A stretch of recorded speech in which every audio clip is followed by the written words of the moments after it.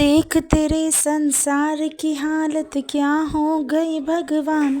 कितना बदल गया इंसान हो, कितना बदल गया इंसान। ఈ సాంగ్ బాగుంది కదా. ఇది మా హిందీలో సాంగ్ అనమాట. అంటే మన ప్రపంచంలో జనాలు ఎలా మారిపోతున్నారో, దేవుడా చూడు ఎలా మారిపోయిండో, నీ జనాలే ఎలా మారిపోయినారో నీ చేతి కింద అని చెప్పేసి ఈ సాంగ్ అనమాట. నాకు చాలా ఇష్టము, నిజంగా రియాలిటీ ట్రూ లైన్స్ అవే కాబట్టి. So welcome to my channel Anjali kitchen vlogs. ఈరోజు నా మినీ వ్లాగ్ ఏంటంటే ఫ్రెండ్స్, ఇది సండే వ్లాగ్ అనమాట. ఫ్రెండ్ నేను కొంచెం లేట్ పోస్ట్ చేస్తున్నా బికాజ్ ఈ మధ్యలో నేను కొంచెం బిజీ ఉండే, కొంచెం మా బాబుకి లూజ్ మోషన్స్ పెట్టిండే. సో అట్లా అని చెప్పి పిల్లలకు జ్వరాలు సర్ది ఏమన్నా వచ్చినా నేను వాళ్ళకే మొత్తం కేర్ తీసుకుంటా. ఎట్లా అంటే అసలు ఫోన్ పట్టుకొని వేరే వర్క్ చేయడం అలాంటిది ఏం చేయను. వాళ్ళు క్యూర్ అయ్యేదాకా వాళ్ళ పక్క నుంచి లేయను అనమాట. సో ఇక్కడ సండే ఈవినింగ్ అయితే మా హస్బెండ్ 4 o'clock అట్లా నాకు చికెన్ తెచ్చిచ్చిండు అనమాట. మార్నింగ్ అయితే కొంచెం గుడ్డు బ్రెడ్ మేము బ్రేక్ఫాస్ట్ చేసినాక అది హెవీగా ఉందని చెప్పి కొంచెం లంచ్ లేట్గానే ప్రిపేర్ చేస్తామని అనుకున్నాను నేను. సో నైటే ఒకసారి తినొచ్చు అని చెప్పేసి.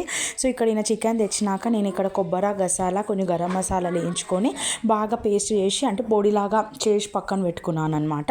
ఇక్కడ నేను 4-5 ఆనియన్స్ కట్ చేసుకొని ఆయిల్ లోపట మంచిగా బిర్యానీ ఆకు వేసేసుకొని అది ఫ్రై చేసుకొని దాని లోపటనే అల్లం వెల్లిపాయ పేస్ట్, ఉప్పు, కారం, పసుపు, మన మటన్ మసాలా యాడ్ చేసిన నేను ఈసారి. ఎవ్రీ టైం చికెన్ మసాలానే ఎందుకు మటన్ యాడ్ చేద్దామని.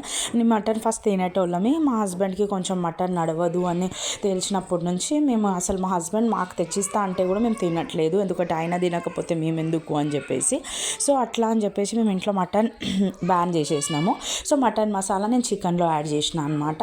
నేను చేసిన homemade masala mutton masala add చేసేసి దాన్ని బాగా ఫ్రై చేసేసుకున్న తర్వాత ఇక దాని లోపల తగిన వాటర్ పోసుకొని సర్వ్ చేసి కంటే ముందు కొత్తిమీర వేసేసుకొని రైస్తో అయితే మేము తిన్నామన్నమాట ఫ్రెండ్స్. సో ఇక్కడ కర్రీ అయ్యే గ్యాప్లో నేను ఏం చేశానంటే వాషింగ్ మిషన్లో కొంచెం బట్టలు వేసేసుకుందామని చెప్పేసి ఇక ఇట్లాగో పిల్లల యూనిఫామ్స్ గిట్ట ఉంటాయి కదా, సారీ పిల్లలు అంటున్నాం, మా బాబు యూనిఫామ్ ఉంటుంది కదా, ఇంకా మా పాప స్కూల్ స్టార్ట్ కాలే.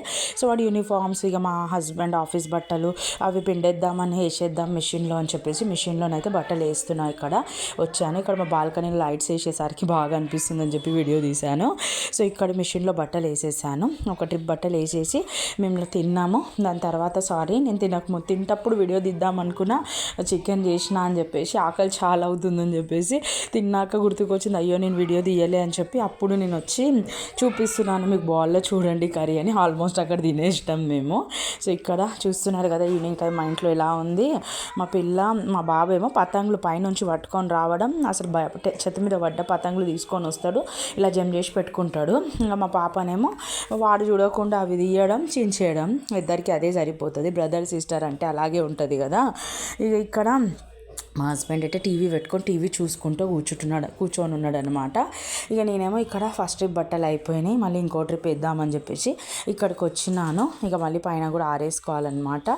సో ఇలా నా ఈవినింగ్ మినీ వ్లాగ్ మీకు నచ్చితే మీరు లైక్ చేయండి, షేర్ చేయండి, సబ్స్క్రైబ్ చేయండి ఫ్రెండ్స్.